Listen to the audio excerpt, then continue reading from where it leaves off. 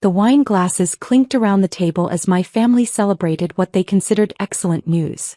My sister Vanessa sat at the head of our parents' dining table, practically glowing with satisfaction as she made her announcement.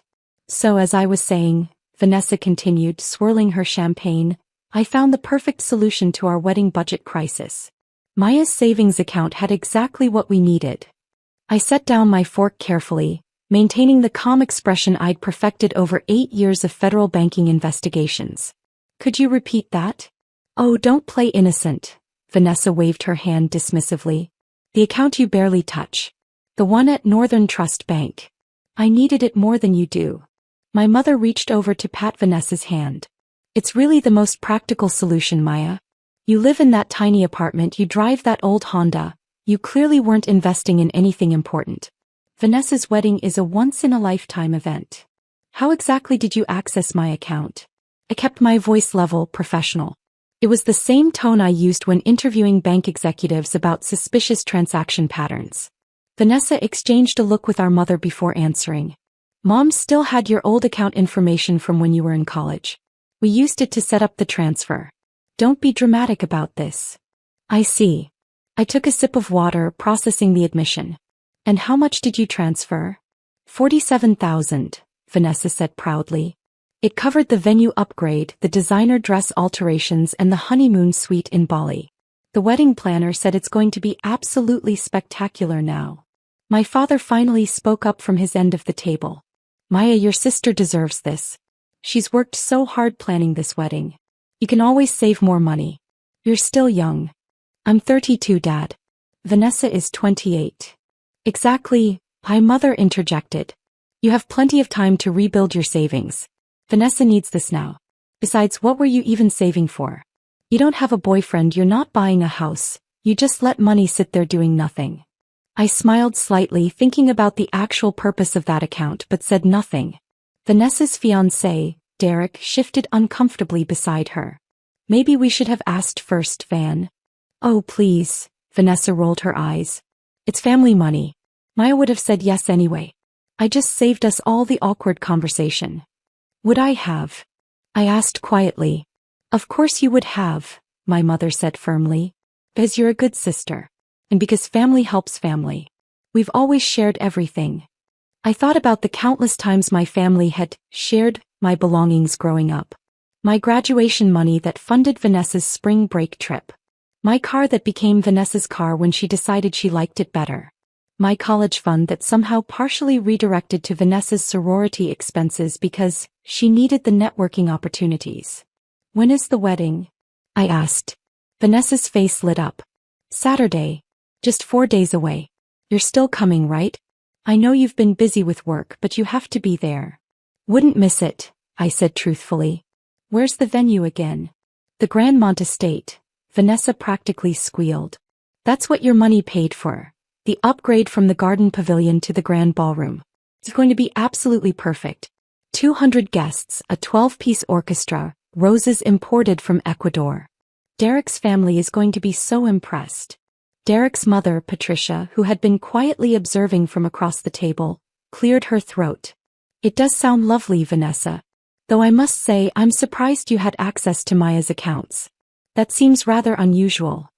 Oh, we're very close, my mother jumped in. Not like some families who keep secrets from each other. We share everything. Maya understands that Vanessa's happiness is the family's happiness. I noticed Patricia's eyebrows rise slightly, but she said nothing more. Well, I stood up, folding my napkin. This has been illuminating. I should get going. Early morning tomorrow. Still working that boring bank job? Vanessa asked with a hint of mockery. What is it you do again? Process paperwork or something? Something like that, I replied evenly. Congratulations on the wedding, Vanessa. I hope everything goes exactly as planned. My mother stood to hug me. Don't be upset, sweetheart. This is for the best. And who knows? Maybe you'll meet someone at the wedding. We've seated you with some of Derek's single colleagues. I smiled and said nothing. As I walked to my car, my phone buzzed. A text from my colleague Agent Harrison. Wire transfer flagged in Northern Trust system. Unauthorized access pattern matches your case parameters. Need you to verify. I texted back, verified. Subject is family member. Proceeding with scheduled protocol. His response was immediate. Confirmed. Team mobilizes Friday evening. Venue secured for Saturday morning. I drove home to my tiny apartment, a modern downtown loft I'd bought cash 3 years ago, and opened my laptop. The Northern Trust account Vanessa had raided wasn't my primary account. It was a monitored account I maintained specifically for my work with the Federal Banking Inspection Division, a joint task force between the Treasury Department and the FBI focused on financial crimes. The $47,000 Vanessa had stolen was federal monitoring money, part of a larger investigation into Northern Trust's internal security failures. My mother's access to old account information shouldn't have worked. The bank systems should have required updated authorization. The fact that the transfer went through represented a significant security breach, exactly the kind of vulnerability my team had been documenting for 18 months. Vanessa had just provided the perfect real-world test case of systematic failure. I pulled up my files on the Northern Trust investigation. 7 months ago, we'd identified multiple instances where outdated account authorizations remained active in their system.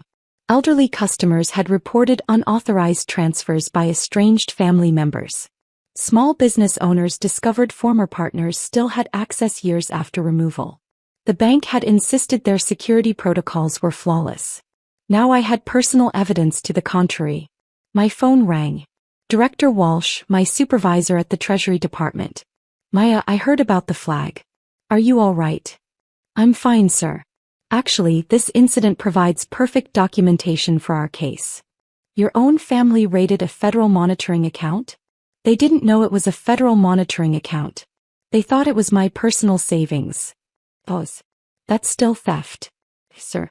Which is why I've already filed the required reports. The money was transferred to multiple vendors for a wedding event. The venue is the primary recipient, the Grandmont Estate. I've requested coordination with the FBI fraud unit for Saturday morning. Maya, you understand this will involve your family members being questioned. I understand completely, sir. The law applies to everyone equally. Another pause. All right. I'll authorize the operation. But I want you off the direct interview team.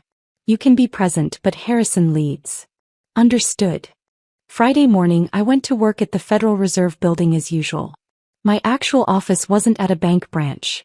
I worked in financial crimes investigation, specifically examining how banks failed to protect customer assets. My title was Senior Inspector Financial Crimes Division, Treasury Department.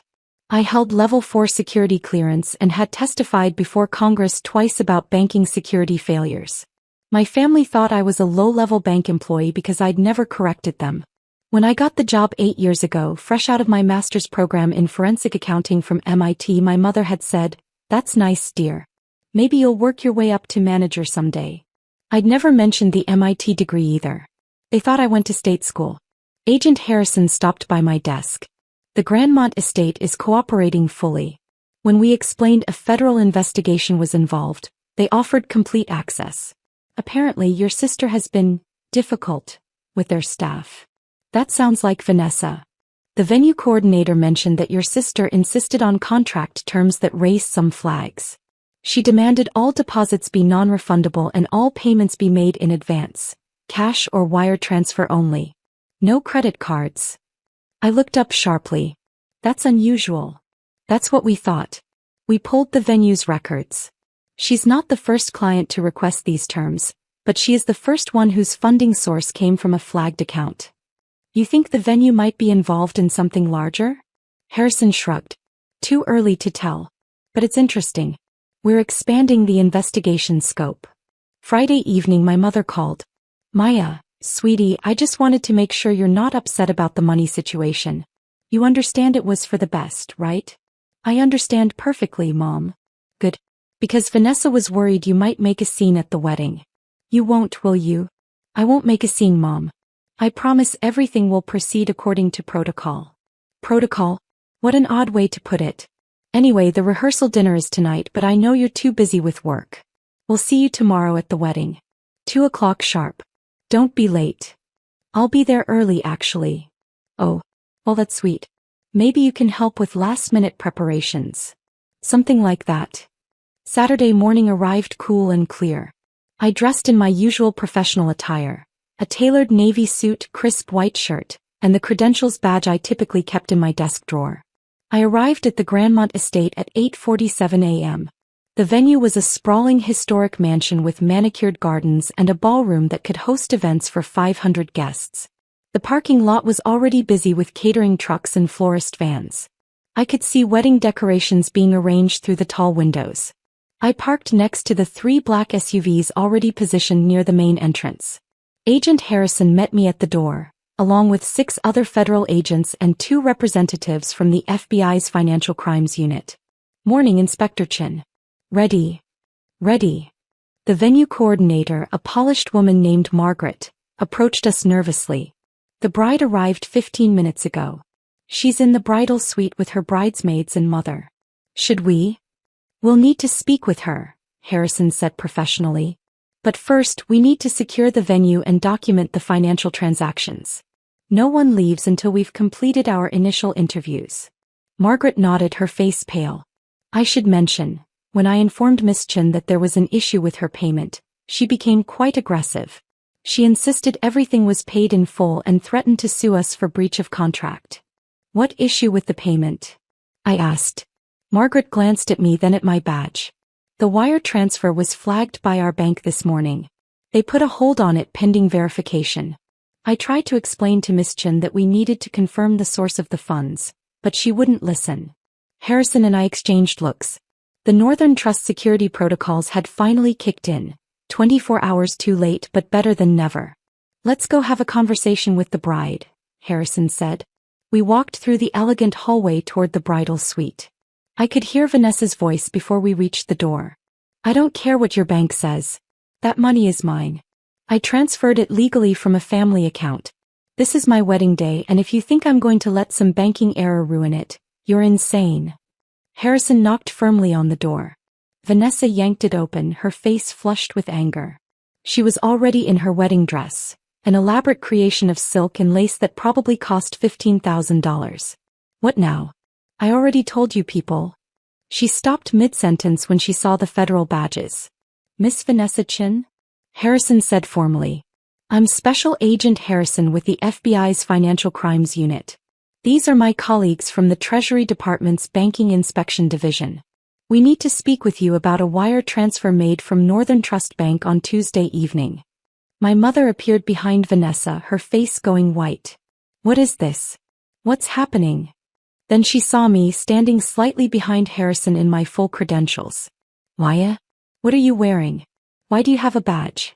"Mrs. Chin," Harrison continued, "we need to speak with both you and your daughter about unauthorized access to a federal monitoring account." "Federal monitoring account?" Vanessa's voice rose to a shriek. "It was Maya's savings account." "No," I said quietly, stepping forward.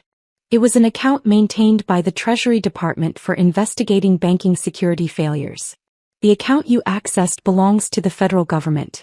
The money you transferred was federal funds." The color drained from Vanessa's face completely. You work for the government?" "I'm a senior inspector with the Treasury Department's Financial Crimes Division. I've held this position for 8 years. The account you accessed on Tuesday was part of an active federal investigation into Northern Trust Bank security protocols." My mother grabbed the doorframe for support. "But you said you worked at a bank. You said it was just paperwork." "I investigate financial crimes at banks. There is quite a bit of paperwork involved. You assumed I was a teller. I never corrected you." Harrison pulled out his tablet. "Miss Chin, Mrs. Chin, you're both going to need to come with us for formal questioning. The unauthorized transfer of federal funds is a serious offense." "But I didn't know." Vanessa's voice cracked with panic. "How was I supposed to know it was a government account? It was just sitting there." "That's part of the problem we're investigating," I said calmly. "The fact that you were able to access the account at all represents a significant security failure by Northern Trust Bank. However, the transfer itself still constitutes theft of federal property." 3 bridesmaids had appeared in the doorway behind Vanessa, their faces masks of shock. "This is insane," my mother said, her voice shaking. "Maya, tell them this is a misunderstanding. Tell them you gave us permission." "I didn't give you permission, Mom. I didn't even know about the transfer until Vanessa announced it at dinner on Tuesday. At which point I immediately filed the required federal reports. You filed reports on your own family? My mother's voice was disbelieving. I filed reports on a federal crime. The relationship of the perpetrators to me is irrelevant to the law. Harrison gestured toward the hallway. Ladies, if you'll come with us. We have interview rooms set up in the venue's conference center. But the wedding. Vanessa was crying now, mascara beginning to run. The guests are arriving in 5 hours. Derek is already at the church. This can't be happening. The venue is currently secured as part of our investigation, Harrison said. No event will be taking place here today. As if on cue, 2 more agents appeared, speaking with the catering staff who were starting to arrive. I could see the florists being redirected, the musicians being stopped at the entrance. Derek's mother, Patricia, came rushing down the hallway. What on earth is happening? Security won't let anyone into the ballroom and there are federal agents everywhere. She stopped when she saw the scene at the bridal suite door.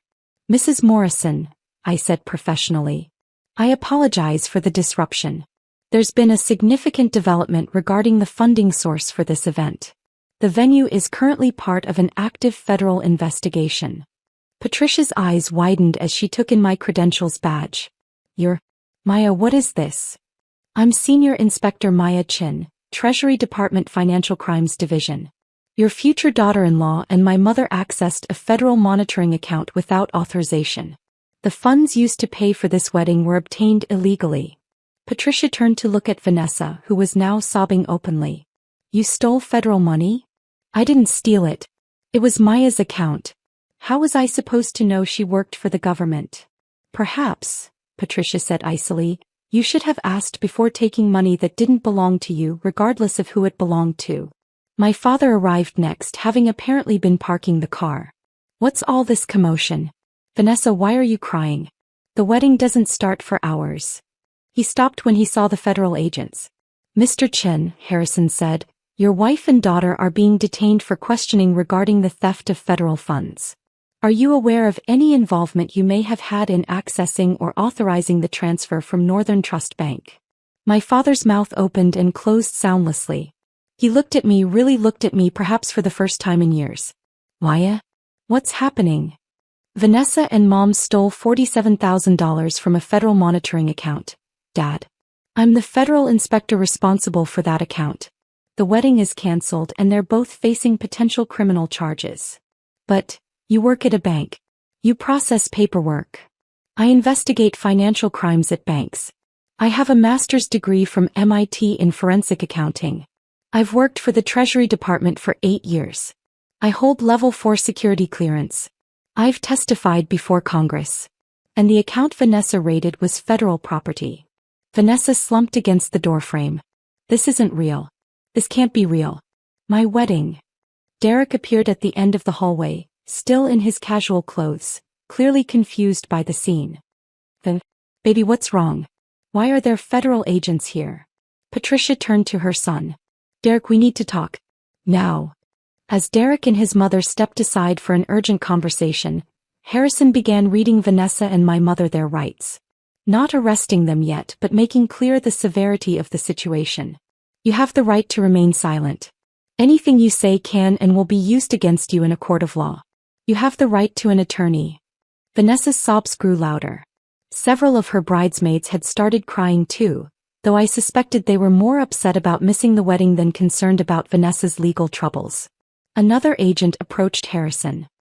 Sir, we've confirmed the venue's payment records. The transfer from Northern Trust was flagged this morning when the venue's bank ran standard fraud detection protocols.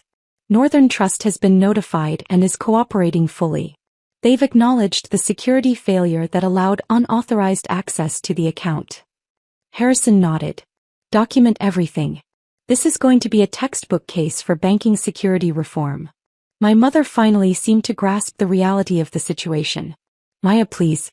You can't do this to your sister. To your family. We made a mistake, but we can fix it. We'll return the money. We'll apologize. Just make this go away. I can't make this go away, Mom. This isn't about family dynamics anymore. This is about federal law. The moment you access that account without authorization, you committed a federal crime. The moment you transferred those funds, you committed theft of government property. And the moment those funds were used to pay for services, you involved multiple third parties in a federal investigation. But you're our daughter, my mother cried. Doesn't that mean anything? It means I'm disappointed, I said quietly. It means I'm hurt that you thought so little of my work, my life, my choices that you felt entitled to take from me without asking. But it doesn't mean I can ignore federal law. No one is above the law, Mom. Not even family. Derek had finished his conversation with his mother. He approached Vanessa slowly, his face carefully neutral. Van, is it true? You stole money from Maya. It wasn't stealing. It was family money. She wasn't using it. But it wasn't actually her money, Derek said slowly. It was government money. And you didn't ask. You just took it. I took it for us. For our wedding. For our future. Derek looked at Patricia, then at me, then back at Vanessa. I need some time to think. Think. Vanessa's voice rose to a shriek. About what? The wedding is in 5 hours. There is no wedding, Van, Derek said quietly. Look around. Federal agents. Cancelled venue. Your family facing criminal charges. There's no wedding. We can fix this. We can go somewhere else. We can. No, Derek said firmly. We can't. Even if we could, I'm not sure I want to marry someone who would steal from their own sister and then blame her for the consequences. Patricia stepped forward, her voice kind but firm. Derek, let's go. Vanessa and her family need to handle this situation. We'll talk later. As Derek and his mother walked away, Vanessa collapsed entirely, sinking to the floor in her expensive wedding dress, sobbing uncontrollably. Harrison gestured to 2 female agents. Please escort Miss Chin and Mrs. Chin to the interview rooms. Handle them gently, but make sure they understand the seriousness of the situation. As my mother and sister were led away, still in shock, still crying, my father stood frozen in the hallway. You really did all this? He asked me quietly. Over money? Over federal law, Dad. Over a crime.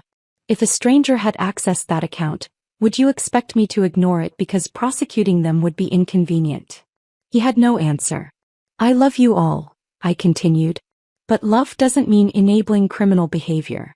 It doesn't mean pretending crimes didn't happen because family committed them. Vanessa made a choice. Mom made a choice. They chose to steal money without asking, without considering consequences.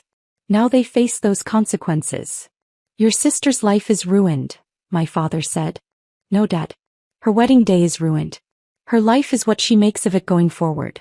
Maybe this will be the wake-up call she needs to understand that actions have consequences. That other people's belongings aren't hers to take. That the world doesn't revolve around her wants. I walked past him toward the interview rooms where Harrison was setting up. Behind me, I could hear vendors being turned away, guests being notified of cancellation, the entire elaborate wedding production grinding to a halt. The interviews took 4 hours. Vanessa alternated between sobbing, anger, and desperate attempts at justification. My mother tried repeatedly to blame me for not making my job clear, for tricking them by maintaining a federal account that looked like a personal account. Harrison was patient but firm. The facts were simple. Unauthorized access to a federal account, theft of federal funds, and attempted use of those funds for personal benefit. The investigation into Northern Trust security failures was secondary to the immediate criminal matter. By 2 p.m., the time the wedding should have started, my mother and Vanessa were released with formal warnings and notices to appear for federal proceedings. The U.S. Attorney's Office would decide on formal charges, but at minimum, they faced significant fines and potential probation. Northern Trust Bank faced a much larger investigation and likely federal sanctions for their security failures. I stood in the parking lot as my family left in separate cars. My father drove my mother, who was silent and hollow-eyed. Vanessa left with one of her bridesmaids, still crying. None of them looked at me. Patricia Morrison approached as I was getting into my own car. Inspector Chin? Mrs. Morrison. I'm sorry about all this. Don't be, she said crisply. You did your job. You upheld the law. And you potentially saved my son from a very difficult marriage. I smiled slightly. That wasn't my intention. I know. But it's a valuable side effect nonetheless. She paused. For what it's worth, I think you're remarkable. The strength it takes to do what you did today knowing how your family would react. That's real character. Thank you. If you're ever interested in changing careers, Derek works in corporate law. His firm always needs good investigators with your credentials. I suspect you might want some distance from your family for a while. I took her card, genuinely touched. I appreciate that. As I drove home, my phone began buzzing with texts. Not from my family, they were radio silent. But from colleagues, from my director, from the U.S. Attorney's Office. Director Walsh called as I pulled into my parking garage. Maya, exemplary work today. I know it was personal. I know it was difficult. But you handled it exactly right. The Northern Trust case is going to result in major banking security reforms. Your family's theft ironically provided the perfect documentation of systemic failure. Thank you, sir. Take a few days off. You've earned it. And Maya? I'm recommending you for promotion. Lead inspector. Your own team. You've more than proven you can handle it. After we hung up, I sat in my car for a long moment thinking about the day. My phone buzzed again. A text from a number I didn't recognize. This is Derek. My mom gave me your number. I wanted to say thank you. And I'm sorry your family put you in this position. You deserve better. If you ever want to grab coffee and talk about anything other than federal crimes, I'd like that. I smiled, saved the number and texted back. Coffee sounds good. How about next week? His response was immediate. It's a date. A non-wedding related date. I laughed out loud in my empty car. 3 days later my mother called. I almost didn't answer, but curiosity won. Why? Her voice was small, defeated. The U.S. attorney called. We have to pay back the $47,000 plus fines. $20,000 each in fines. And we're on probation for 2 years. I know. I received the same report. Vanessa won't speak to me. She blames me for having your account information. Derek broke up with her. She moved back home, but she just stays in her room crying. I said nothing. Your father says we should have treated you better. That we never appreciated what you accomplished. He's right. A long pause. I didn't know you went to MIT. I didn't know you worked for the Treasury Department. I didn't know any of it because I never asked. I just assumed. You assumed I was unsuccessful because I didn't brag about my success. You assumed I was unimportant because I didn't demand attention. You assumed my money was available because you'd always been able to take from me before. Yes. Her voice cracked. All of that. And I'm sorry, Maya. I'm truly, genuinely sorry. Not because we got caught. Not because of the fines or the probation or the ruined wedding. But because we treated you terribly, and you deserved so much better from us. It was the first real apology I'd ever heard from my mother. Thank you for saying that, I said quietly. Is there any chance? Can we fix this? Can we fix us? I don't know, Mom. That's going to take time. And it's going to require actual change, not just words. It's going to require you and Vanessa and Dad to really think about how you've treated me for years. Not just this incident, but everything. We will. I promise we will. Just, don't give up on us completely. I won't give up on you. But I won't tolerate being treated as less than I am ever again. Clear boundaries, Mom. Real respect. Or we don't have a relationship. Clear boundaries, she repeated. Real respect. I understand. After we hung up, I looked around my apartment. My beautiful, paid-for apartment with its view of the city skyline. I thought about my career, my accomplishments, my upcoming promotion. I thought about coffee with Derek next week and the new team I'd be building and the banking security reforms that would come from this case. My family had tried to take from me, assuming I had little to lose. Instead, they'd lost everything and I'd lost nothing that mattered. I opened my laptop and began drafting my acceptance speech for the promotion. Lead Inspector Mayachin had a nice ring to it. And somewhere across town, in a house full of regret and consequences, my family was finally learning what I'd always known. That quiet competence beats loud entitlement every single time. The wedding that never happened became a federal case study. Northern Trust Bank implemented massive security overhauls. And I got to do what I did best. Protect people's assets and hold wrongdoers accountable. Even when those wrongdoers were family. Especially when those wrongdoers were family. Because that's what real integrity looks like.